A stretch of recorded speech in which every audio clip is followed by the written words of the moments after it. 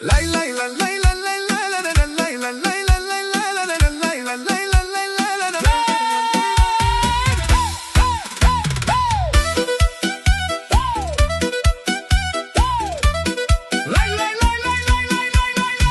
taverna românească, în München e valoarea. Vine lumea de departe să guste mâncarea. Adi este patronul, om cu suflet și onoare. Te primește cu zâmbetul și cu multă voie bună mare. De ție dor de România și de gustul de acasă. La taverna românească găsești masa cea mai aleasă. Sarmale mici și ciorbă, toate-s făcute cu drag. Cine intră pe ușă pleacă fericit și împăcat.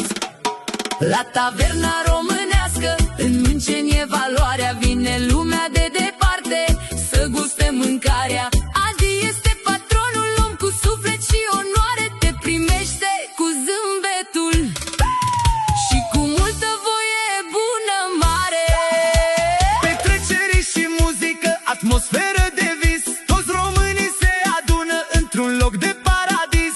Familii și prieteni stau la masă împreună. La Adi în tavernă în fiecare zi e bună. Hai noroc și sănătate pentru toți cei ce vin. La taverna românească te simți ca în satul plin. Din München până în țară vestea merge neîncetat, că la Adi găsești mereu tot ce e mai bun și curat.